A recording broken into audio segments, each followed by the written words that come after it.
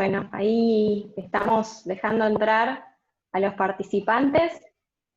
Les damos la bienvenida a todos. Muchas gracias por sumarse nuevamente a un nuevo evento que organizamos con otras 4 cámaras binacionales. Yo soy Florencia, de la Cámara Argentino-Portuguesa de Comercio, y les voy a presentar a nuestras otras organizadoras. Tenemos a Carolina, de la Cámara Chilena. Hola, buenas tardes a todos. Gracias por participar. Tenemos a Bárbara, de la Cámara Italiana. Buenas tardes a todos, bienvenidos, y gracias a Florencia por convocar a esta iniciativa. Tenemos a Analía, de la Cámara Brasilera.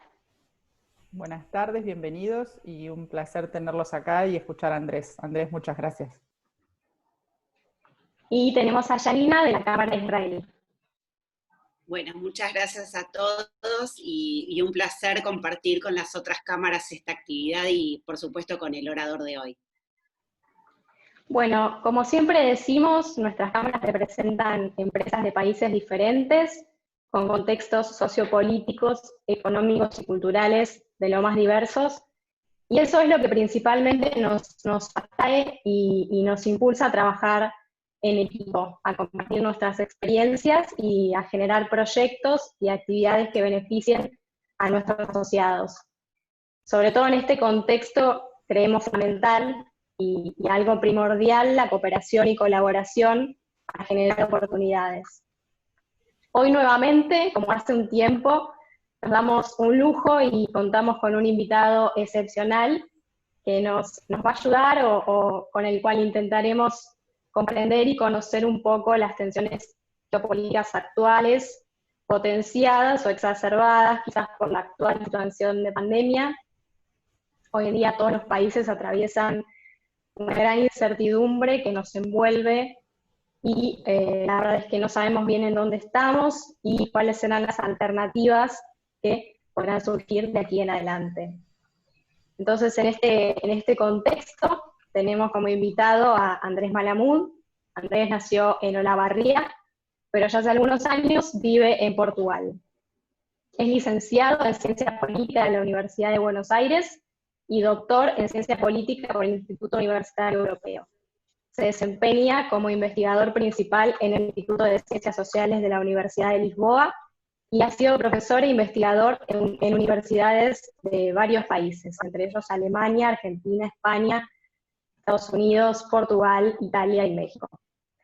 Nuevamente agradecerles su generosidad en aceptar nuestra invitación a realizar este webinar y queremos agradecer también la presencia de todos. Tenemos entre nuestros participantes al embajador de Portugal, así que también le damos las gracias, embajador, por estar aquí, por sumarse a este evento. Así que sin más prólogo, le damos la palabra a Andrés Malamud.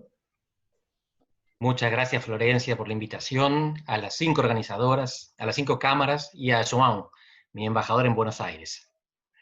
Es un gusto estar con ustedes y para que sea más gusto todavía, mi idea es hacer una introducción breve y después conversar.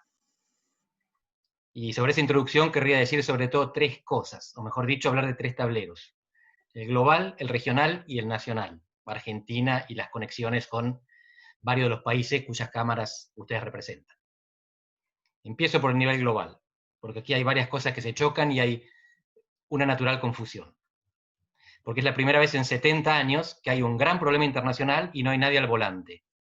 Desde 1945 en adelante, siempre que hubo una crisis internacional, había alguien tratando de resolverla. A veces sin éxito, pero al menos lo intentaba.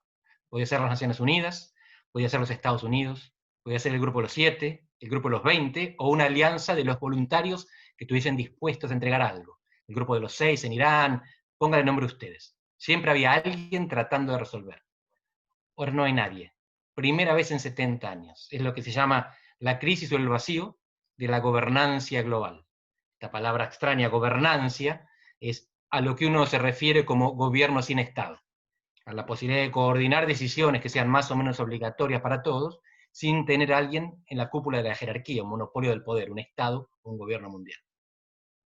Y lo que estamos viendo es que hay dos presuntos candidatos para organizar parte del mundo que viene. Estados Unidos, que estaría renunciando a gobernarlo todo, y China, que todavía no se está lanzando, pero va avanzando. Esto que estamos viendo es lo que se llama transición hegemónica en la jerga. La transición hegemónica se produce cuando hay una potencia hegemónica pero declinante, y una potencia que asciende y la desafía. Y en la historia, si nosotros vemos el registro de transiciones hegemónicas, la mayoría terminó en guerra. Porque la potencia hegemónica, la que está arriba, se asusta de la que viene subiendo y trata de pararla. En función del resultado tenemos el orden internacional que sucede a esa guerra. Pero un cuarto de las veces no hubo guerra. Y ese cuarto de las veces está fresco en el tiempo. Porque es, por ejemplo, cómo Estados Unidos sucede a Gran Bretaña al inicio del siglo XX. O cómo Estados Unidos derrota a la Unión Soviética, sin guerra. O más cercano a nosotros, cómo entre Portugal y España se da la transición de poder a fines del siglo XV, también sin guerra, con tratado de Tordesillas y reparto ordenado del mundo. Así que los casos no bélicos de transición hegemónica nos están próximos. No hace falta ser pesimista para el mundo que viene, porque además hay un elemento que no estaba en el mundo del pasado, que no estaba en la mayor parte de los casos históricos: las bombas nucleares. Habiendo bombas nucleares, una guerra sería el final. La única posibilidad de hacer guerra es a través de estados terceros.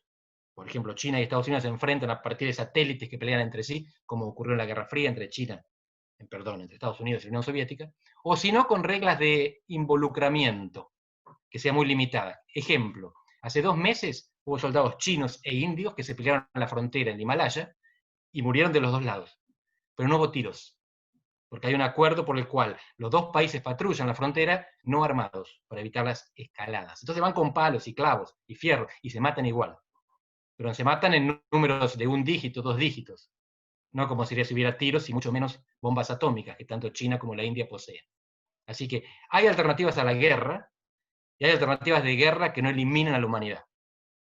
No por eso la guerra es buena, pero si no mata a todos es menos mala que la que no aniquila al mundo. Pero hay un escenario que es más factible que este de 2 países luchando para ver quién domina el mundo. Y es que ninguno lo domine. Y los 2 más o menos se acostumbren, se adapten a la decisión, como hicieron la Unión Soviética y los Estados Unidos, a través de esferas de influencia. Entonces cada uno se reparte más o menos una parte del planeta y trata de no joder demasiado a los demás. A veces no se puede evitar y los que están en el medio sufren. Pero en principio esto podría ser, y lo que estamos viendo es que la tecnología estaría dirimiendo la cuestión de las esferas. El 5G, la inteligencia artificial, el manejo de grandes datos. Y en esto China hoy lleva la delantera. Mientras Estados Unidos sigue teniendo primacía lejana y enorme a nivel militar y a nivel financiero, China va compensando un poquito lo financiero y va superando a Estados Unidos en lo tecnológico. Entonces tenemos un mundo que se va desacoplando. La globalización, como lo entendíamos antes, que uno estaba sentado con la computadora y se comunicaba con cualquier persona en cualquier lugar del mundo, ya no es así. Porque en China no tienen acceso a Twitter, o a Facebook, o a Google, o a Amazon, tienen todas sus propias aplicaciones que son las equivalentes a estas de ellos, y no dejan entrar a las occidentales. Y en Estados Unidos pronto no van a tener TikTok, o a lo mejor lo van a tener, pero va a ser de ellos. Así que lo que estamos viendo es que el mundo se está separando en esferas de tecnología, como el cono del silencio, el superagente 86, para los que tienen mi edad y se acuerdan. Y no funciona nada, no se escucha nada, la cosa puede ser complicada. Pero en ese mundo lo que no habrá probablemente son reglas comunes. Nosotros vivíamos en un mundo en que las reglas eran desobedecidas, pero eran universales. Las Naciones Unidas tomaban alguna decisión y después los países se peleaban igual. Pero las Naciones Unidas estaban ahí.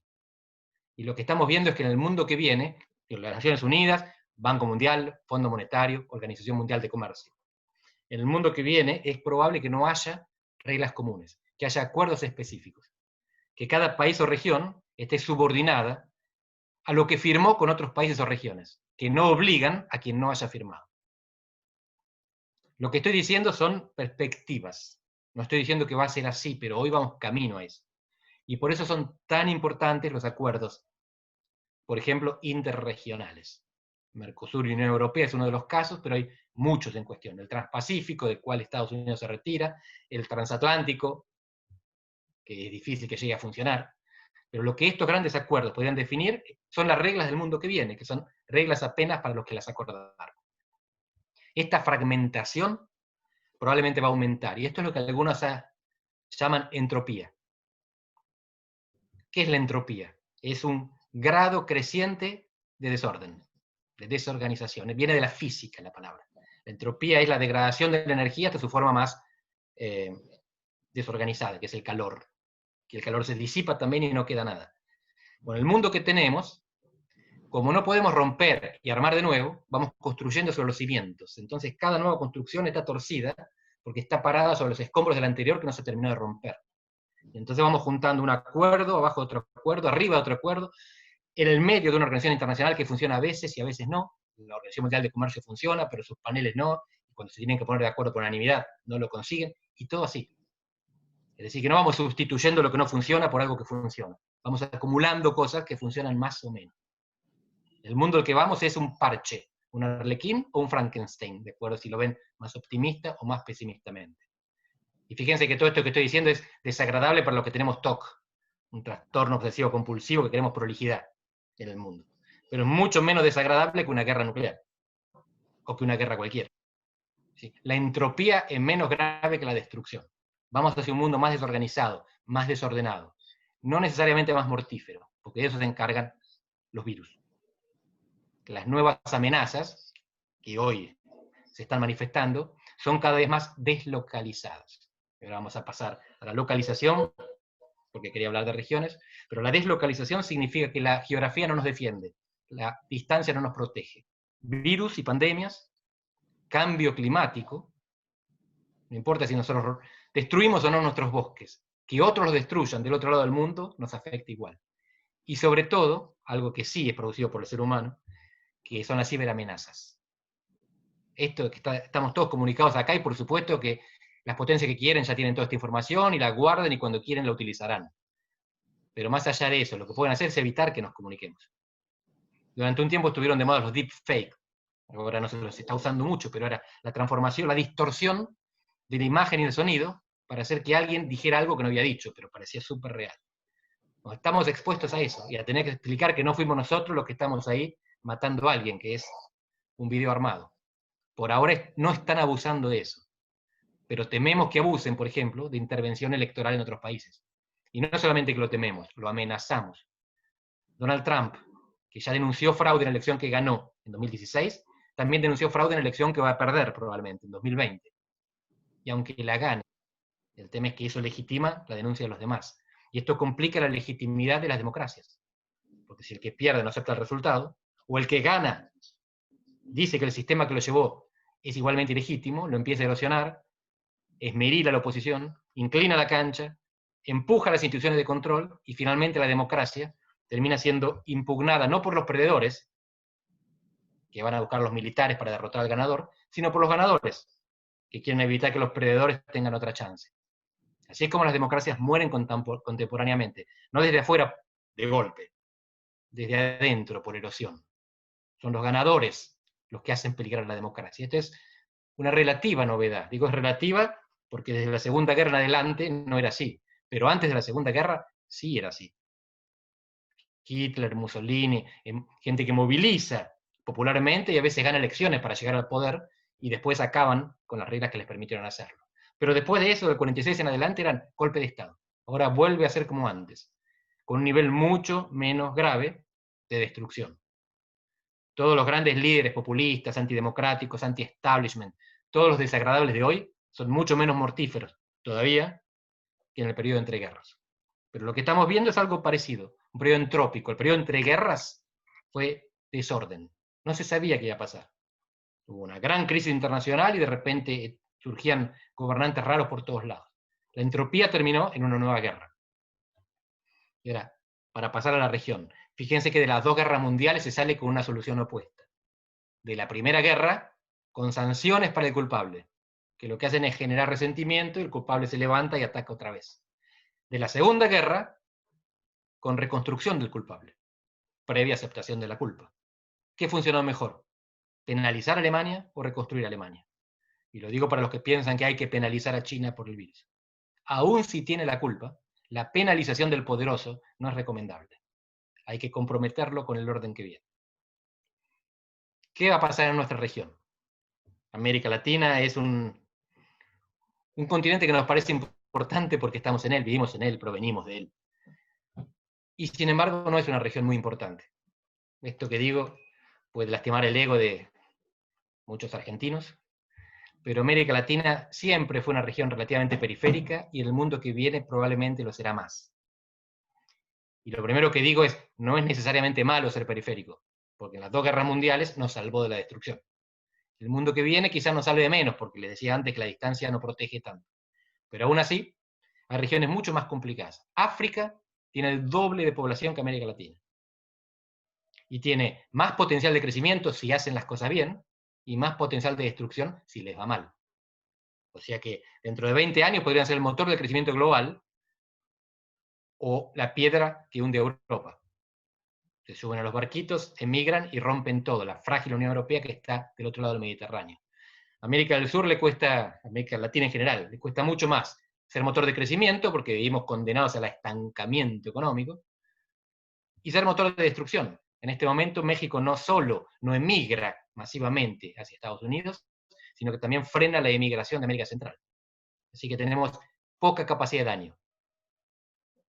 Poca capacidad de daño, poca expectativa de crecimiento, mitad de la población de África, y África va a seguir creciendo. Dentro de pocos años, África va a constituir el 20% de la humanidad. Más o menos como China, más o menos como India. Y esto para tener una noción de nuestro papel en el mundo, nuestro reducido tamaño. De 60% de la humanidad son chinos o indios africanos. El otro 40% es todo el resto de Asia, los 50 países, toda Europa, toda América y Oceanía. Somos chiquititos, somos periféricos, somos vulnerables, somos simpáticos. Podemos zafar, podemos de vez en cuando poner reinas en Holanda y papas en el Vaticano. Hay cosas que América Latina tiene para dar, pero no son cosas por las cuales el mundo muera. Quizás la más importante sea la Amazonia. Pero aún así, es difícil imaginarse una intervención de las grandes potencias para evitar que sigan las quemas. Sí, hay castigos.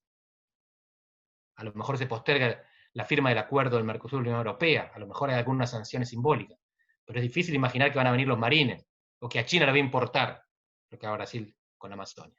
Así que aunque podemos causar un poco de daño, no es lo suficiente como para hacérselo sentir y que nos paguen para que no lo hagamos. Dentro de la región de América Latina, 33 países contando el Caribe, 20 latinos, 13 no latinos, caribeños y otras cosas, es altamente improbable que se profundice la integración regional. Tenemos aquí, Brasil, Chile, Argentina, de América Latina. La interdependencia entre nosotros es muy baja. Hay mucho cariño, hay mucho afecto, hay comprensión mutua, idioma, historia, pero casi no comerciamos, casi no invertimos, casi no emigramos. Hay excepciones. Paraguay en Argentina, Bolivia en Argentina. Pero después el que tiene la oportunidad se va más lejos. Europa, Estados Unidos. En Brasil prácticamente no hay ni emigración ni inmigración, son números minúsculos. Brasil, como China, como Japón, son países demográficamente muy, muy cerrados. No por una decisión política, tradiciones ancestrales, si quieren. El porcentaje de emigrantes en el mundo es 3. Todo el tiempo. Ustedes elijan la década que quieran para atrás y hay 3% de la humanidad que vive en un país en el que no nació.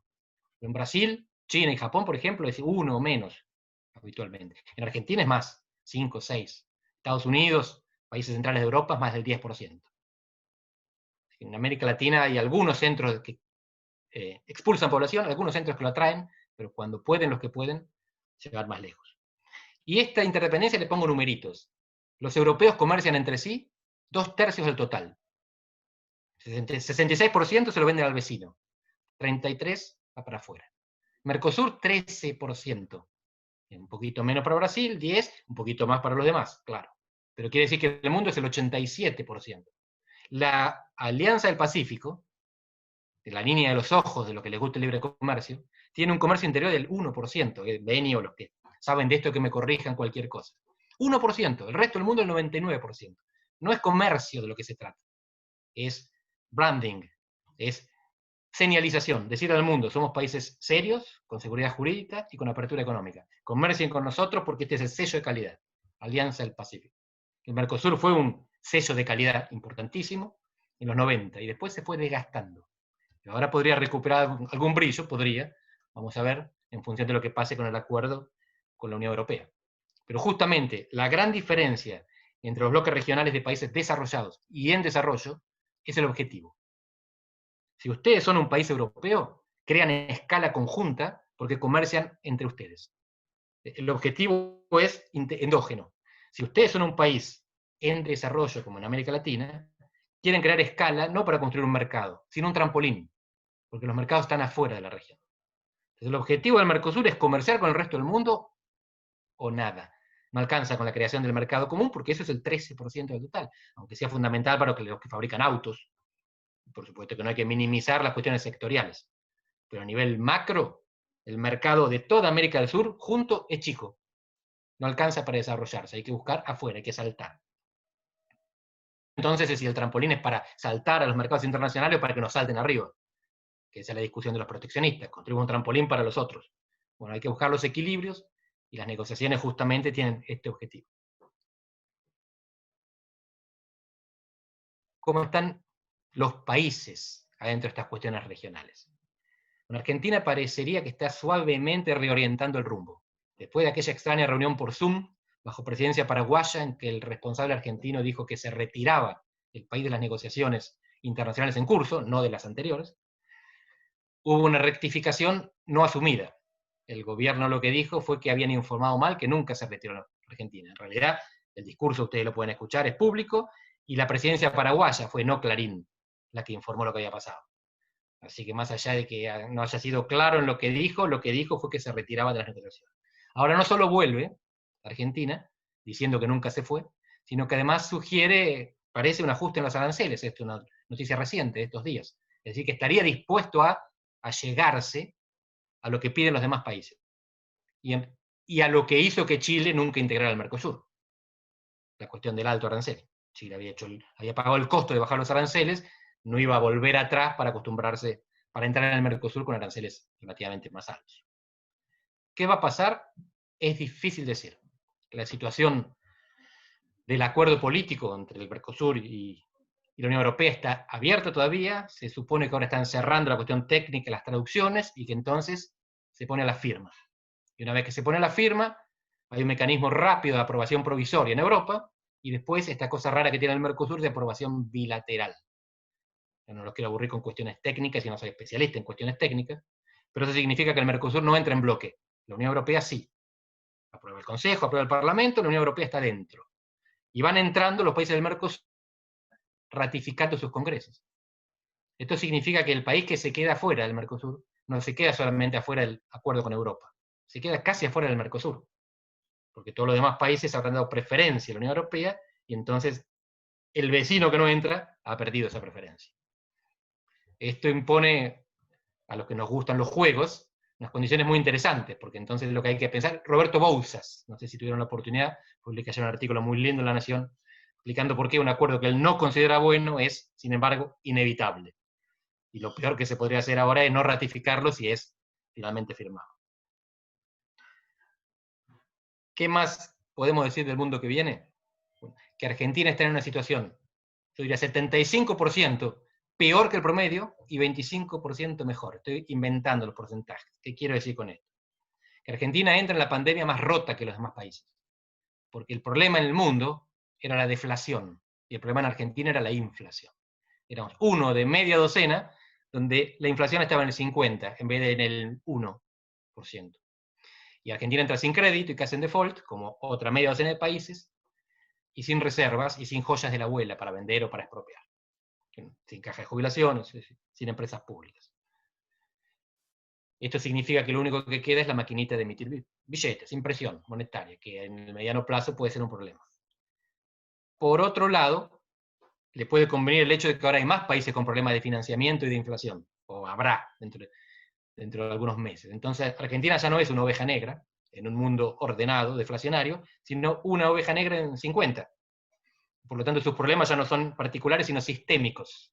Y podría haber algún incentivo para que el mundo se haga cargo de resolver este problema. Y al mismo tiempo Argentina es, de todos los que se van a perjudicar, uno de los que se va a perjudicar menos. Por las paradojas del fracaso. Un país más cerrado. Los países más abiertos se perjudican más de la quiebra internacional y en el turismo internacional. Argentina tenía poco, se perjudica menos. Y además produce alimentos, que va a seguir siendo, parece, más conveniente que producir minerales y petróleo.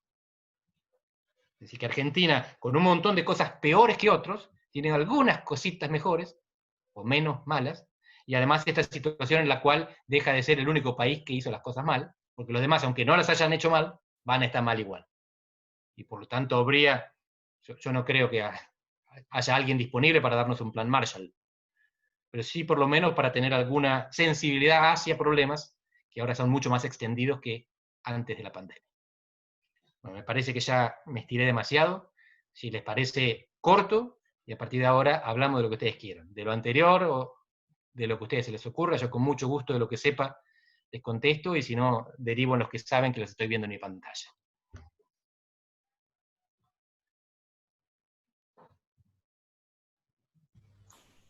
Bueno, muchas gracias. La verdad que esta introducción fue muy reveladora para muchos de los temas que quizás teníamos ahí en el tintero, que quedaban por conocer. Yo tengo una pregunta, quisiera empezar con esto, preguntando algo en relación con esto que mencionabas de que Argentina produce alimentos. Sabemos que va a haber sectores ganadores y perdedores después de la pandemia. Yo quería preguntarte, que un poco ya lo dijiste, ¿cómo quedaría Argentina o un poco los países latinoamericanos, pero principalmente Argentina, en este nuevo esquema de comercio? Sus sectores, los sectores que nosotros tenemos como potenciales, ¿podrían llegar a generarnos estas divisas que tanto necesitamos justamente para hacernos cargo de la deuda? Es muy buena esa pregunta, y es una de las pocas preguntas a las que puedo contestar con optimismo. Porque hay dos sectores en los que Argentina tiene ventajas comparativas, inversiones realizadas y capacidad humana. Y esos dos sectores son en principio los ganadores del mundo que viene, del mundo no tanto post pandemia, sino durante pandemia también, porque esto parece que va a durar bastante tiempo. Y esos dos sectores son la bioeconomía y la economía del conocimiento. Y la bioeconomía es mucho más que los alimentos, es también las farmacéuticas, por ejemplo, química orgánica, tejidos. Y la economía del conocimiento no les tengo que explicar, son los grandes ganadores de lo que está pasando, que además se relaciona también con la bioeconomía, porque la bioeconomía es también mucha innovación sobre los recursos naturales.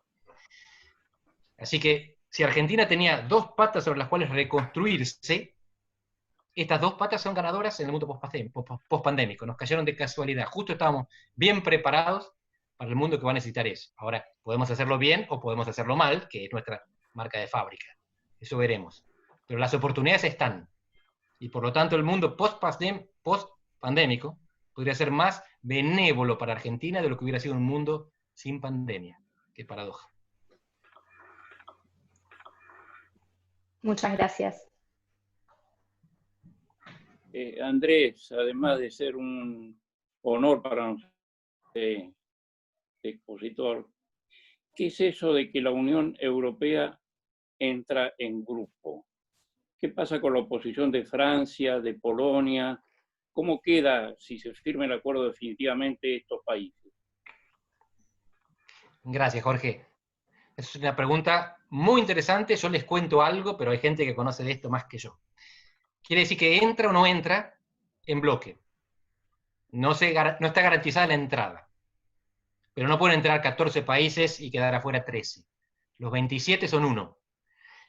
La Unión Europea tiene personalidad jurídica. ¿Cómo se llama? Personalidad jurídica en castellano. El Mercosur también. Pero tienen procedimientos internos diferentes.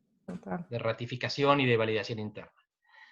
Lo que tiene de complicado el Mercosur en realidad es simple. Esto de ratificación bilateral. Cada país ratifica y entra, el que no ratifica no entra. Es una cosa rara, porque siendo una unión aduanera, de hecho lo que eso hace es fragmentar la aduana común.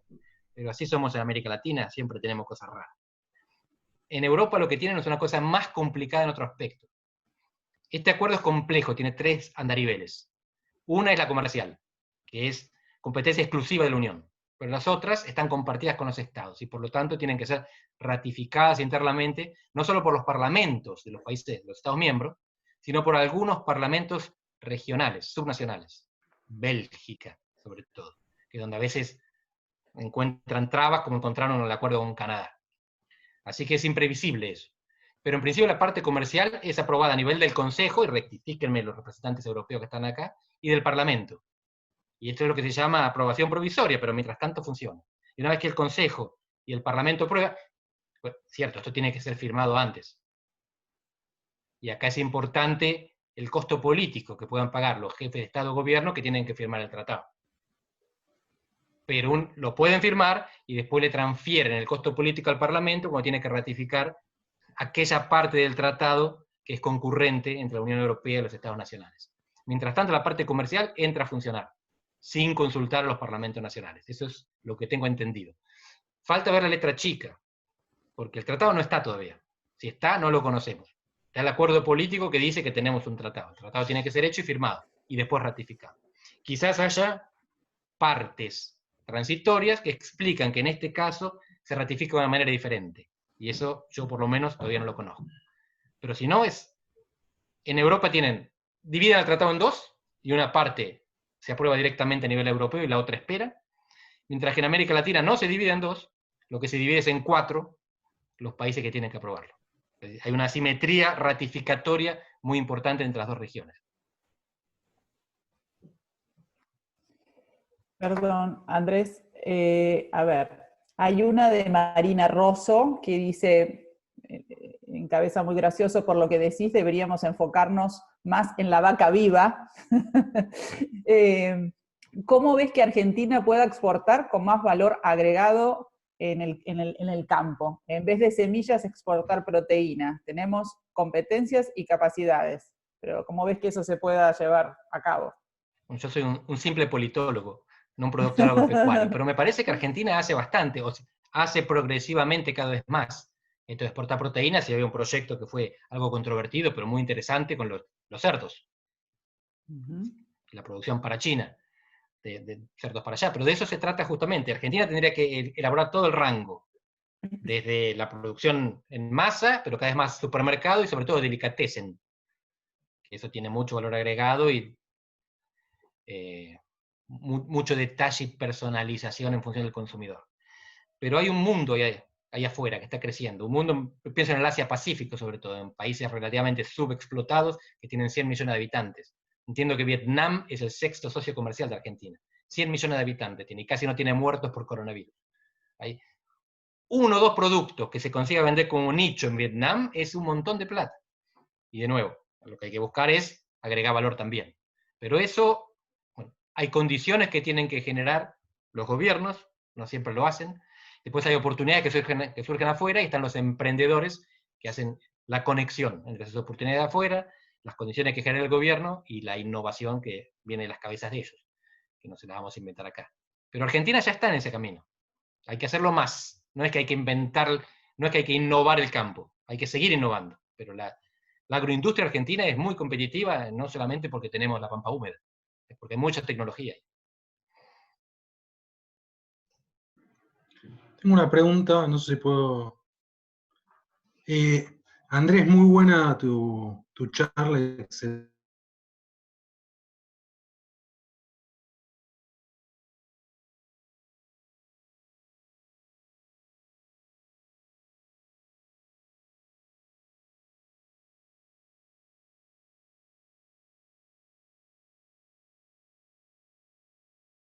Chinas, y si bien son muy agresivos a nivel de sofisticación y de garantizar determinados estándares de calidad en productos y en tecnologías complejas, hasta ahora no lo están demostrando. Eso por un lado, ¿no? Y uno ve las principales empresas del mundo son básicamente empresas tecnológicas norteamericanas, y no aparece ninguna China ahí. Eso por un lado. Por otro lado, con respecto a cuando hablas de América Latina y su importancia geopolítica y estratégica, es cierto desde el punto de vista de la cantidad de población, pero yo me pregunto con respecto a China, nuevamente, si el acceso a justamente recursos naturales, energía y alimentos no la transforma, más allá de la cantidad de población, en una región estratégica para China, más que para Estados Unidos, por ejemplo. Muy bueno, gracias, Javier. Empiezo por la cuestión tecnológica, si China supera o no a Estados Unidos. Yo no sé decir qué va a pasar en el futuro. Lo que ya vemos es que en algunas áreas la superó, lo que no significa que no se pueda volver atrás, que Estados Unidos no pueda reponerse. La Unión Soviética pone al primer hombre en órbita, pero Estados Unidos le gana la carrera espacial cuando llega a la Luna. Y los únicos 12 seres humanos que llegaron a la Luna son norteamericanos. Pero hasta el 69, la Unión Soviética venía ganando, esa década hasta el 69 ganaba la Unión Soviética, y después Estados Unidos la pasó y caballo que quiebra pasa a ganar, así que eso puede pasar. Mientras tanto, 5G, por lo que me dicen los que saben, tiene supremacía sobre las tres alternativas, Qualcomm, que sería la americana, Ericsson y Nokia, ¿verdad? Y por eso países aliados con los Estados Unidos, de los Estados Unidos como Brasil, está tratando de postergar la licitación del 5G hasta el segundo semestre del año que viene, para darle tiempo a las europeas y a la norteamericana que se pongan a la par, en calidad y en precio, porque hoy Huawei no solo es mejor, sino más barata. Y es un área importante. ¿Qué es lo que tiene China, además de una capacidad de innovación tecnológica que no tenía hace unas décadas? Mucha población, tiene 1.400 millones de habitantes, más de 300. ¿Por qué es importante esto? Porque el Big Data y la inteligencia artificial se alimentan de esto. Entonces China está mucho más avanzada en reconocimiento facial, no tanto geolocalización. Miren, si ustedes van a Israel, cuando uno va a Israel, todos saben dónde estamos. Pero nosotros no nos enteramos cómo, porque son drones. Cuando van a China, todos saben, y ustedes lo ven porque las cámaras están por todos lados. Son diferentes maneras de vigilar, geolocalizar, controlar, garantizar el orden, la seguridad y desarrollar la tecnología. Israel y China son precisamente dos de los países con mayor desarrollo tecnológico. Yo no sé qué va a pasar en el futuro, pero en la actualidad, en algo que es muy relevante, China está adelante. Y es verdad que, miren, Ian Bremmer es un politólogo, analista geopolítico norteamericano muy bueno. Y el otro día hacía una presentación donde decía, ¿cómo podemos evaluar la respuesta de Estados Unidos ante la pandemia? Si le ponemos una nota, nos equivocamos, porque hay 4 niveles, por lo menos.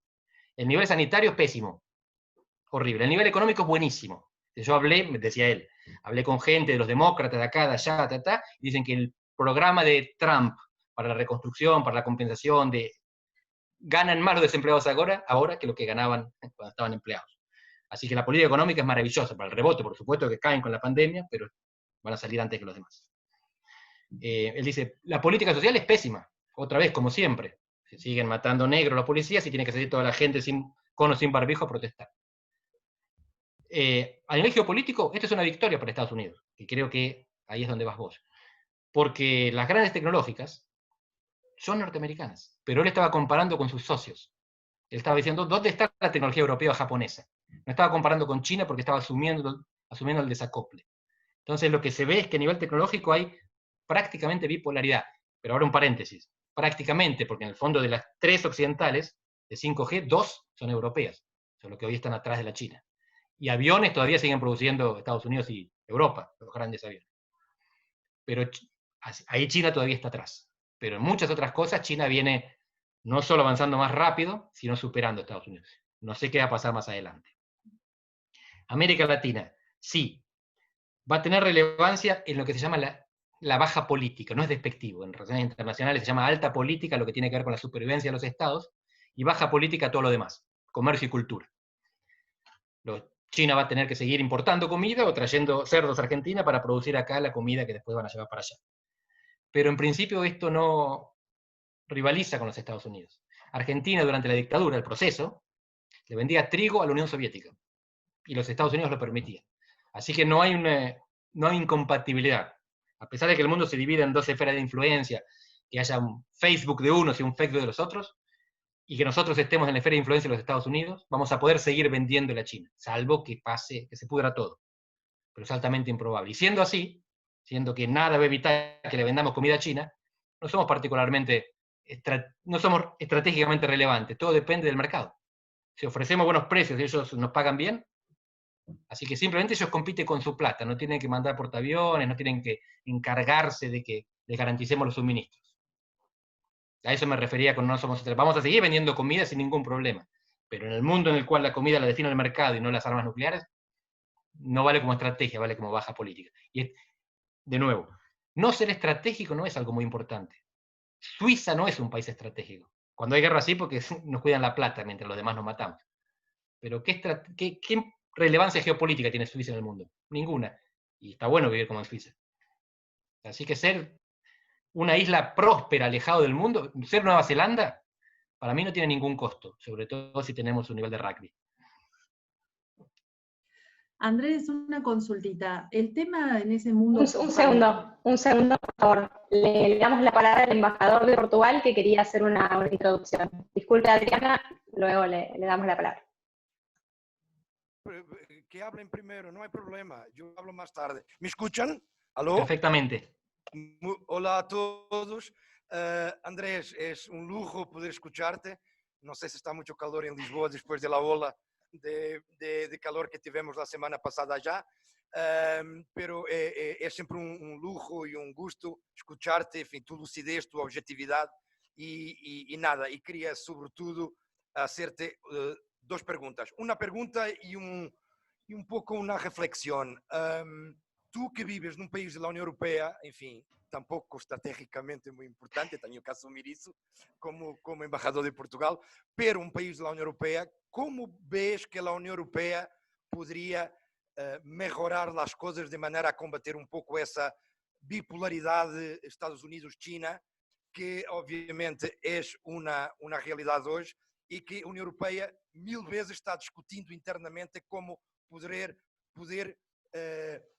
participar, não participar no sentido de dominar, pero es para nosotros realmente una frustración que la Unión Europea sea uno de los mayores socios de cooperación del mundo, invertidor en el mundo, y después cuando se habla en polaridad, está fuera, no está, Estados Unidos está de un lado, China está de otro, son las coyunturas que tenemos hoy, es la realidad, pero tú que eres un buen observador también en la Unión Europea, ¿cómo ves que la Unión Europea podría acercarse un poquito adelante para aparecer un poquito más como protagonista? Esto es una cosa. Segunda, como sabes, el procedimiento en la Unión Europea de que cada 6 meses hay una presidencia. Portugal va a tener la presidencia de la Unión Europea el 1 de enero de 2021 y estamos aquí en un dilema horrible en cuanto al diálogo político con la América del Sur. E te vou explicar porquê. Nós hoje queremos continuar um diálogo, plataforma de diálogo política que normalmente hacíamos através de CELAC. E CELAC, como sabes, neste momento está como está. Há países que se alejaram de CELAC, há outras que por simplesmente suspenderam sua participação em CELAC. E eu gostaria de perguntar-te como verias a plataforma de diálogo política pura e dura América Latina, União Europeia, que não passasse por la CELAC neste momento. Obviamente que nós outros temos um instrumento muito bueno, Portugal, e agora hablo egoisticamente, que é a Iberoamérica. Iberoamérica normalmente é um diálogo político muito interessante através das cumbres, pero necessitamos de falar com a América Latina em geral, e neste momento não há CELAC para hacerlo. Então, queria perguntar-te um pouquinho, como politólogo, como poderias ver, porque este é um dilema para a presidência portuguesa da União Europeia, el 1 de enero de 2021, com quem falar a nível institucional. Este é o segundo ponto. O terceiro ponto, queria saludar todo o painel, todas as pessoas. Repito, é um lujo poder escuchar-te, Andrés. Tienes em mim um grande admirador, sabes isso desde o primeiro minuto que nos conhecemos. E queria também perguntar-te um pouquinho como vias a evolução da vida política na Argentina. Não sei se é uma provocação neste momento, pero queria saber, porque me interessa a mim como observador acá também, escuchar um politólogo como tú. Muchas gracias. Muchas gracias, Joan. Qué bueno esto. Hace calor en Lisboa. No hizo esta mañana, pero ahora está lindísimo. Está atardeciendo acá enfrente de mi ventana, viendo a la Catedral de Benfica. 3 temas entonces. Primero, ¿cómo la Unión Europea podría terciar en la emergente bipolaridad? Con la baja política. Y de nuevo, esto no es despectivo. La Unión Europea no puede competir en términos militares. Y espero que no haga falta.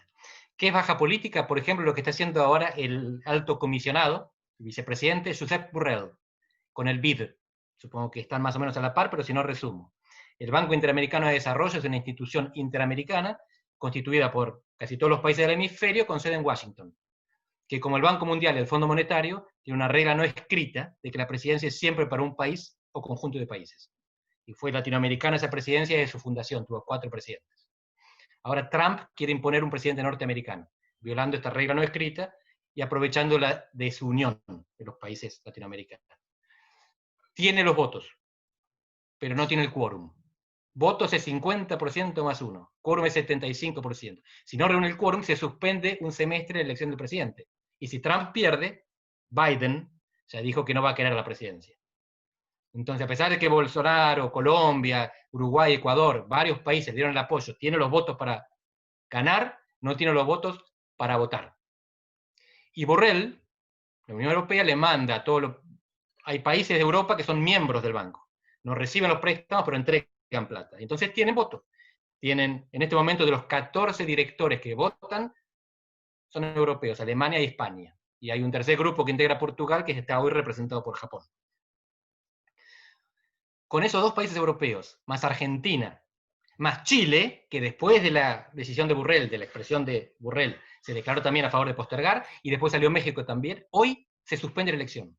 Hoy Trump no consigue imponer al presidente norteamericano, y si se suspende y Trump pierde, el próximo presidente del BID será un latinoamericano.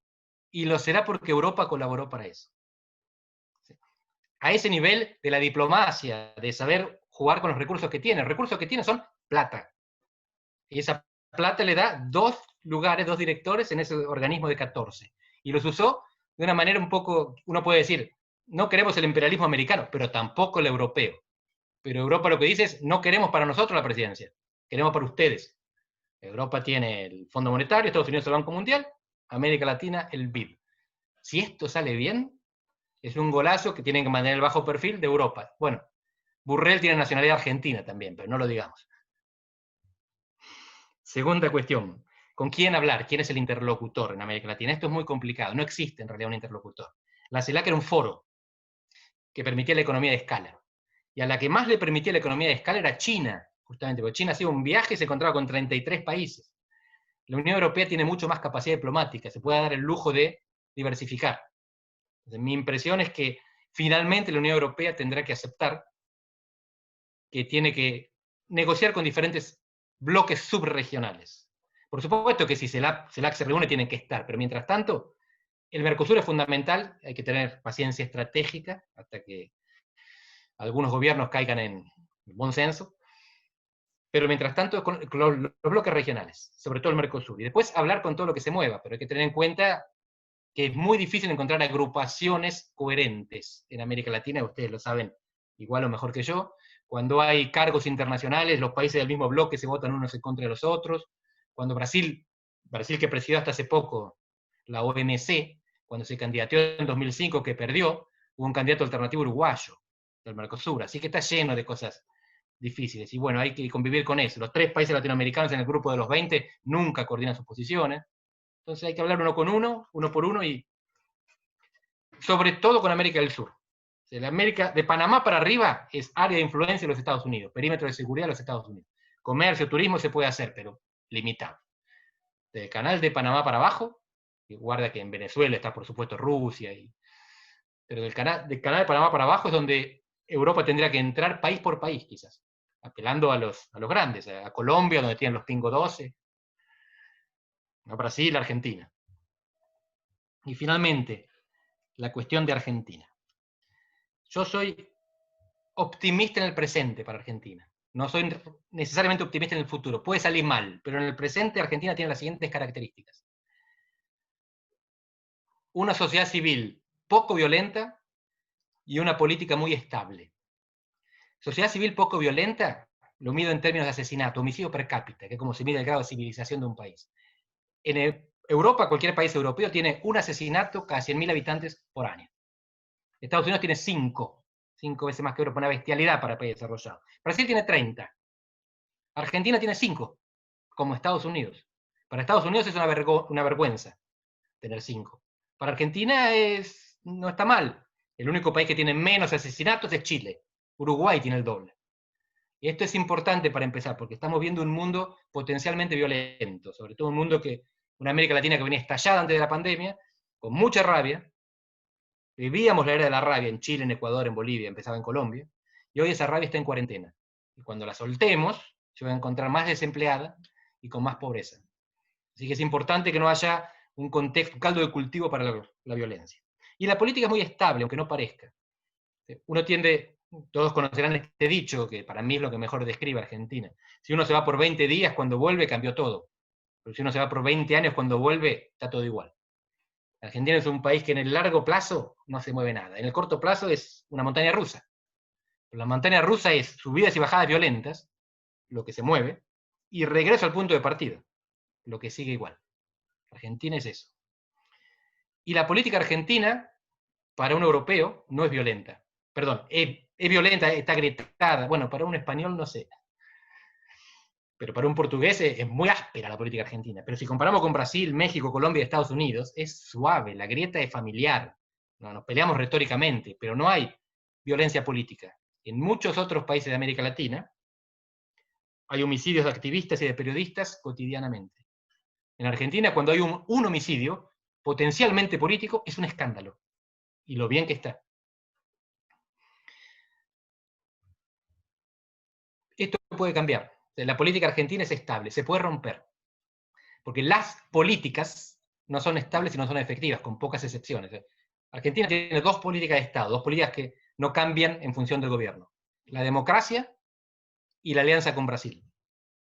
A pesar de todo. Con todos los problemas que eso puede tener. Pero es un objetivo estratégico. El Mercosur fue firmado en 1991, pero todos lo damos como creado por Alfonsín y por Sarney, que gobernaron hasta el 89 Alfonsín, el 90 Sarney.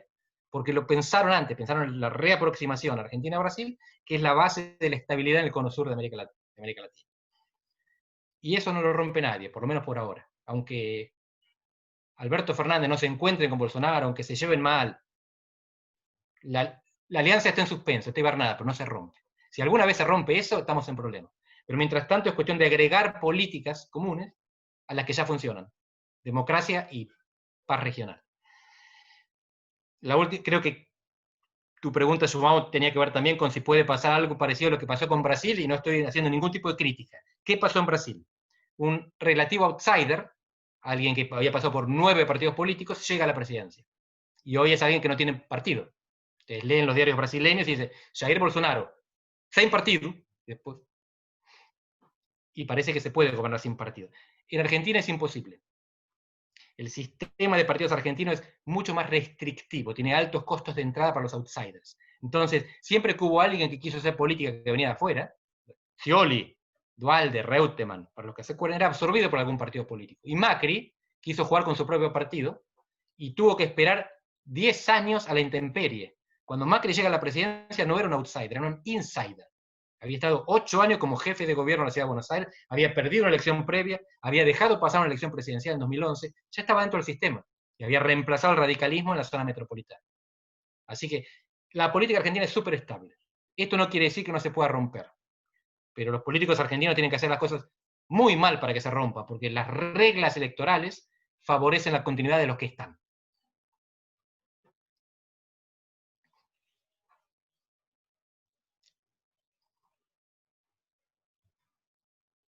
Si me permiten, entonces hago la pregunta. En este mundo post-pandemia, ¿cómo sigue la nueva ruta de la seda china?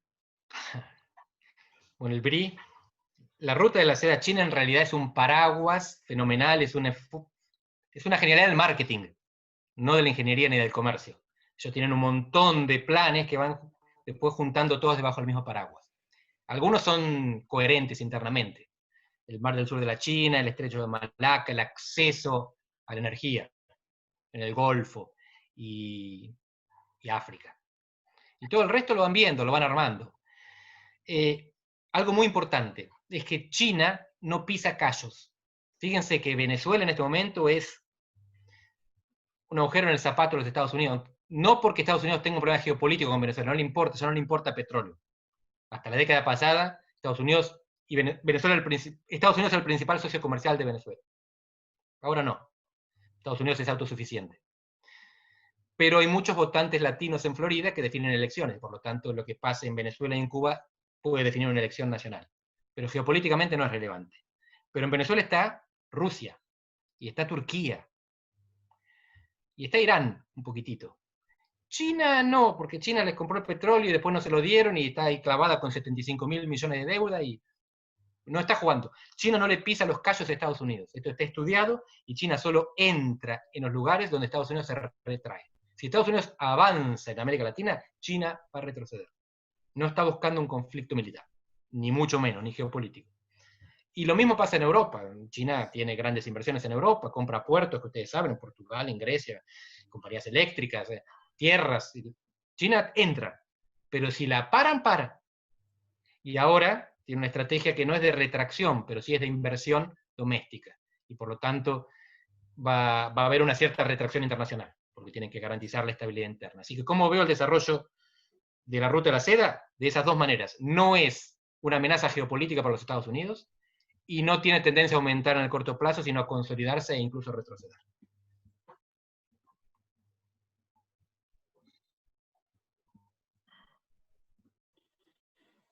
¿Puedo, Andrés? Por mí, con gusto. ¿Cómo ves el empobrecimiento de América Latina y fundamentalmente hacia el futuro por los chicos y por los jóvenes con hambre, sin educación, frente a las enormes utilidades de los grandes centros financieros? Horrible, Jorge. Es uno de los temas más dolorosos. Empiezo por hacer una comparación. Hace poco, Yanis Varoufakis, no sé lo que piensa cada uno de Varoufakis, aquel que fue ministro de Economía griego durante un tiempo, es un economista brillante y polémico, pero escribió una columna que fue la semana pasada sobre solidaridad con los alemanes, que es maravillosa. Porque él dice que el problema en Europa es que Alemania, los países del norte, le están prestando a los países del sur. Pero hay alemanes que son más pobres que buena parte de la burguesía de los países del sur, griegos, portugueses, quizás españoles. Que la cuestión no es que los países ricos le den plata a los pobres, sino que los ricos le den a los pobres independientemente del país en el que están localizados. ¿Por qué digo esto? Porque la localización de los centros financieros es muy importante y es definitiva. Como decía antes, que un bloque regional en en una región desarrollada es una cosa, es escala para el mercado, y en el subdesarrollo es otra cosa, es escala para el trampolín. La localización de los centros financieros es igual. Si uno le aumenta los impuestos a los ricos en Londres, cobra más impuestos. Si uno le aumenta los impuestos a los ricos en Buenos Aires, cobra más impuestos en Londres, porque los ricos se van.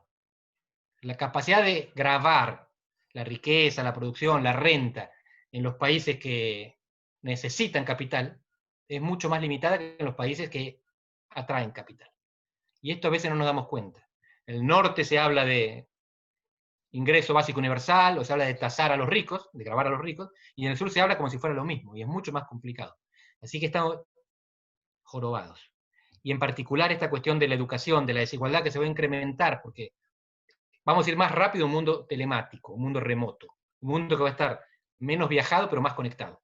Yo voy a ir menos a Argentina en el futuro, pero voy a estar todos los días con reuniones así, y antes no estaba.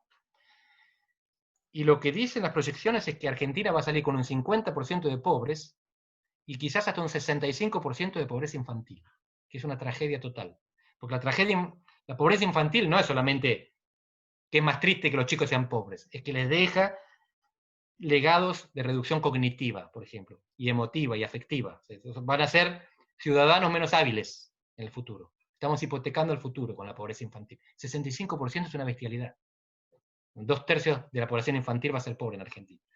Hay dos tipos de pobreza, la estructural, que es de largo plazo, y la contingente, que baja rápido cuando baja la inflación o empieza el crecimiento. Que no es que vamos a tener 65 para siempre. Pero hay un núcleo duro, durísimo, de pobreza estructural, que es un problema que hay que resolver. Y que solo se puede resolver con los ricos. Con un acuerdo con los ricos. Cobrándole a los ricos. Pero convenciendo a los ricos de que les cobramos lo suficiente y lo necesario, pero no más, como para que no se vayan y para que sigan viniendo. Y Argentina en esto es un país especial, porque los argentinos tienen mucha plata afuera, a diferencia de otros países. Argentina es, bueno, ustedes saben, ¿no? Un país prácticamente sin moneda, o con dos monedas, pero la que valoramos todos es la que no emitimos. Así que también Incluso hay fuga cuando compramos dólares para ahorrar. Pero no, es una de las cosas que más deben preocuparnos, es cuestión de la pobreza, sobre todo a nivel infantil, y cómo esa pobreza se manifiesta en limitaciones cognitivas y educativas, porque los chicos que no tienen computadora perdieron un año de clase.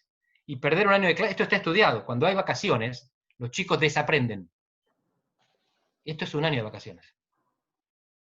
Así que va a pasar en muchos países, no somos el único, pero en Argentina va a tener un costo particular, sobre todo porque tenemos aquella marca sarmientina. Lo que hace Argentina y a Uruguay, diferente al resto de América Latina, es esa educación que construyó una clase media gigantesca y una sociedad plebeya, con menos diferencias, con menos jerarquías sociales. Y eso es lo que se puede perder con esta crisis. Bueno, ya se estaba hablando de que un 30% del alumnado este año desertó de la escuela, ¿no? Así es. Y eso es, pierden de aprender, pero además pierden de socializar. Lo que se aprende en la escuela no es solamente el conocimiento en la cabeza, es cómo relacionarse con el mundo, con otros. Y van a ser los futuros políticos que tendremos dentro de 20 años. Van a ser los futuros todo, políticos, electores. Bueno, acá tenemos una pregunta de nuestro colega de la Cámara de Portugal en Chile, y dice, ¿cuál es su perspectiva sobre un posible estallido 2.0 en Chile y su impacto en Chile y la región? Es muy probable. Hay chilenos en la sala, pero saben cómo era la situación. Piñera antes de la pandemia estaba en el 6% de imagen positiva. Durante los meses de verano, enero y febrero, se había calmado un poco la cosa. En marzo estaba todo previsto para que empezase otra vez y la pandemia los puso a hibernar. Pero la rabia está ahí, la bronca está ahí. Y lo que hay en Chile es una ruptura entre la dirigencia política y la sociedad. ¿Qué pasa? En Chile votar era complicado, ¿no?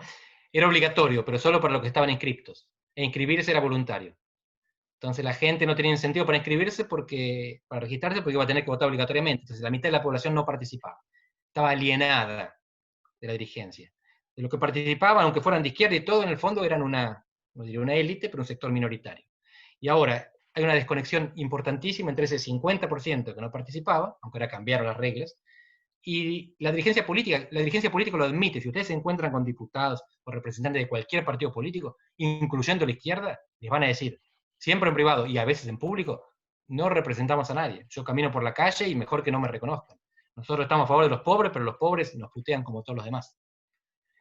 Y quiere decir que no está canalizada la protesta.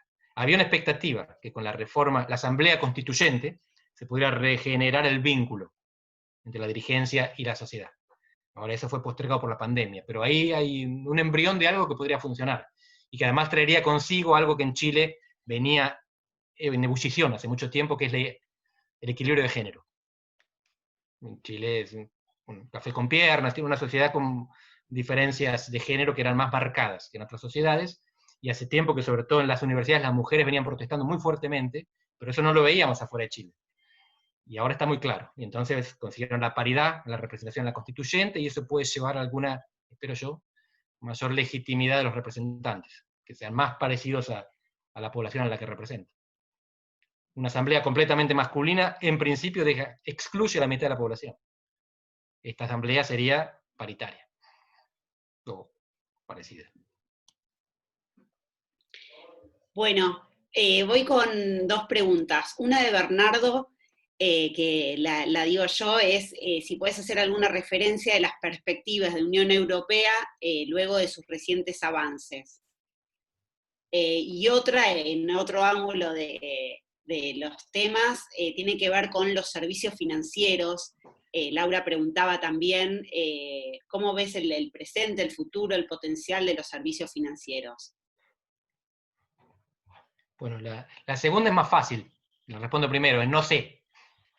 Nada, un poco en broma. No es mi especialidad, es una pregunta muy técnica. Pasa lo siguiente. Íbamos rumbo a un mundo deflacionario.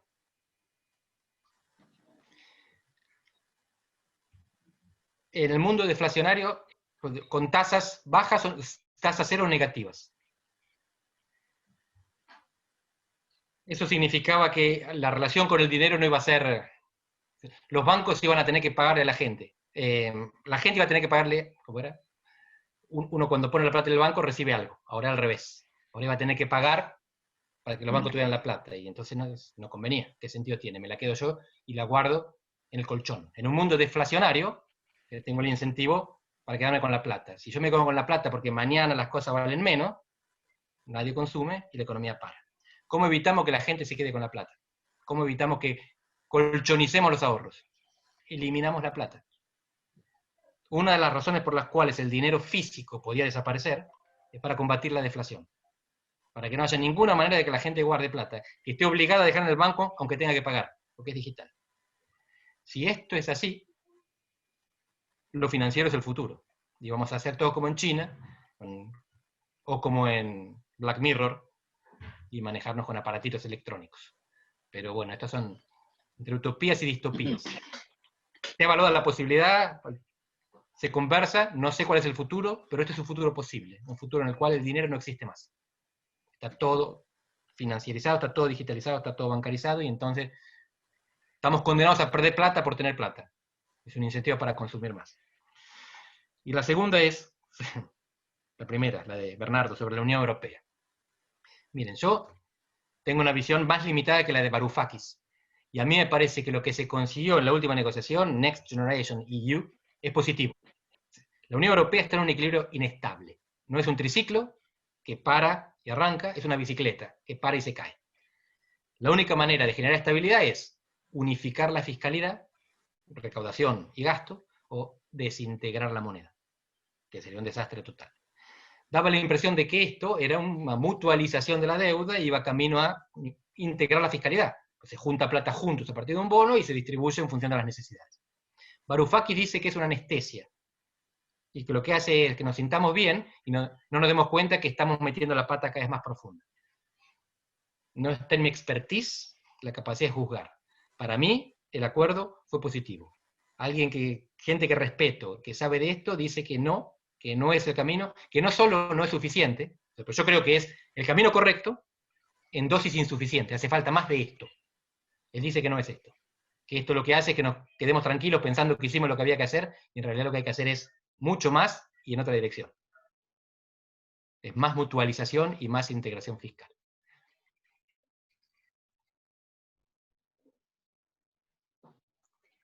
Bueno, a ver, acá tenemos otra pregunta. Nos dicen, después del análisis que hizo sobre la pobreza infantil del 65%, ¿cree que el gobierno argentino está haciendo algo para reducir ese impacto? Creo que hay buenas intenciones, creo que el ministro de Educación es una persona capaz. Me da la impresión de... Mira, hay dos extremos, la planificación y la improvisación. Y en el centro está la experimentación.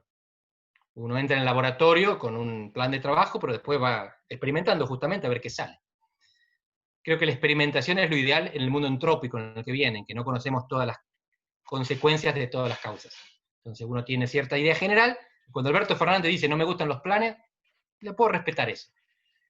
El problema es que lo que están haciendo no es experimentación, sino improvisación. Y ahí puede ser mi ignorancia, no conozco los detalles. Mi impresión es que hasta ahora el gobierno tenía dos políticas, que eran la negociación de la deuda y la cuarentena, y todo lo demás era emparchar. Pero puede ser que yo no sé lo que están haciendo. Quizás estén haciendo más de lo que se ve. Hasta donde puedo ver, ni siquiera en la mayor parte de los gabinetes hubo designación del total de los funcionarios, y en muchos ministerios todavía no ejecutaron el presupuesto, es decir, no están haciendo nada. Pero, de nuevo, es mi ignorancia. Andrés, acá piden una aclaración. Perdón. Perdón. Vaya. No, siguiendo con el tema de la Argentina, Malamud, buenas tardes. ¿Cómo ve la oportunidad de la disputa que se ha armado en este momento respecto a las modificaciones al sistema judicial y a las actividades futuras de la Corte Suprema, con su composición y etcétera, teniendo en cuenta todos esos otros factores que estamos mencionando ahora y que parecieran más urgentes al menos, ¿no? Gracias, Toto. Una vez más el gobierno hizo un enchastre, que es lo que suele hacer para equilibrar El gobierno es de un partido político, pero ese partido tiene un conjunto de facciones. Y el presidente no es el líder, sino alguien que hace equilibrio entre las facciones. La impresión que da es que metió dos proyectos diferentes. Uno para reformar la justicia y otro para aumentar la corte. Típico caballo de Troya, que en este caso es transparente, porque se puede ver lo que están intentando. No conozco el detalle del proyecto de reforma de la justicia, no parece bien orientado, porque la justicia argentina ya estaba en transformación de un sistema inquisitorial, donde el juez acusa y juzga, a un sistema acusatorio, donde el fiscal acusa y el juez juzga. Si esto es así, lo que hay que hacer es nombrar más fiscales, no más jueces, porque son los que van a tener el trabajo de la investigación. Pero a la vez es cierto que el sistema judicial argentino es el más degradado desde la democracia. La justicia argentina en la década del 80 tenía una corte de lujo y tenía una Cámara Federal que metió presos a los comandantes, a las juntas. Y ahora tiene a Comodoro Pi, que es todo lo peor que a ustedes se les puede ocurrir y más. Entonces la degradación es enorme, hace falta reformar la justicia.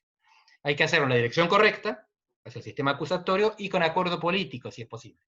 Pero no discuto la oportunidad, cuanto antes mejor. Lo de la Corte es, por un lado, más sospechoso y por otro menos peligroso. Es más sospechoso porque tiene una comisión de 11 personas, muchas favoritas del gobierno y cercanas a la vicepresidenta, uno de ellos.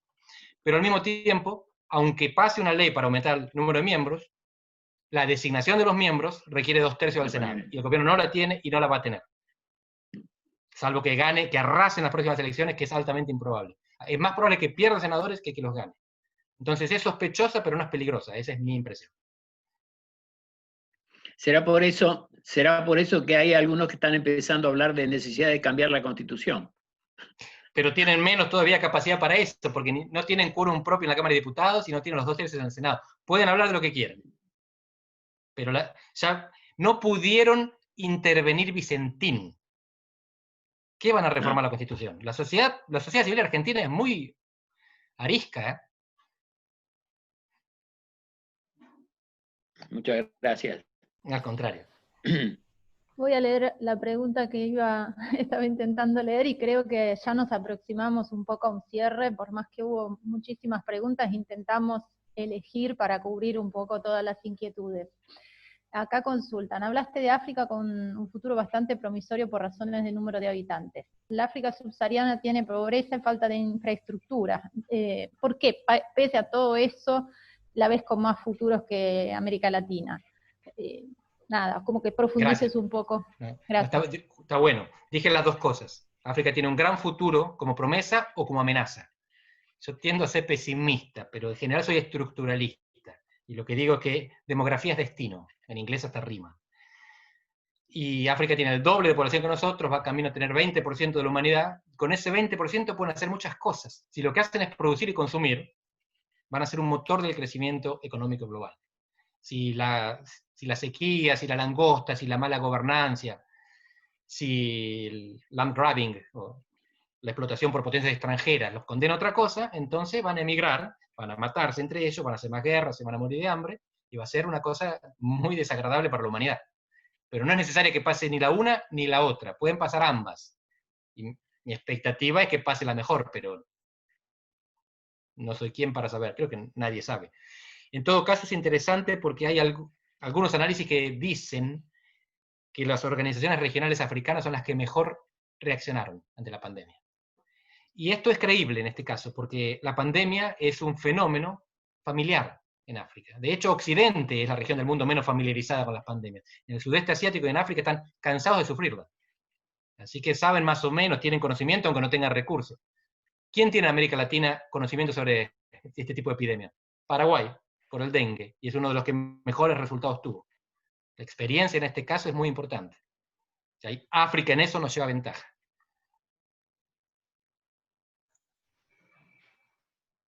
Perfecto. Podemos hacer una última pregunta si alguien quiere y ya lo despedimos, Andrés. Lo llevo a ver a todos. No sé si alguno tiene la mano levantada. Los cansé. Exceso de información, pero siempre muy, muy relevante y muy actual, que es un poco lo que nosotros queríamos para este encuentro. La verdad, un éxito. Queremos agradecerte nuevamente por tu presencia y por tu generosidad en haber aceptado nuestra invitación. Muchas gracias a todos los asistentes, que fueron un montón a lo largo de todo el webinar, y los invitamos a seguir en contacto. Vamos a seguir con estas iniciativas que nos parece a todas que son muy enriquecedoras y que nos dejan mucho para pensar y para seguir actuando en consecuencia. Esto requiere la colaboración y la cooperación de todos los actores, me parece. Chicas, ¿alguna quiere decir algo? Gracias, me pareció que fue excelente, que fuiste claro. Cortamos las preguntas acá, si no te quedás sin playa mañana a la mañana. Les agradezco Gracias, muchísimo. Andrés, por ser tan generoso. Muchas Les agradezco gracias. mucho la simpatía. Ahora me voy a tomar un vino verde. A vos, Saúd. Muchísimas gracias por la invitación. Gracias a vos. Gracias. Muy bien, Chao. muchas gracias. Gracias. Un saludo para todos. Gracias a todos.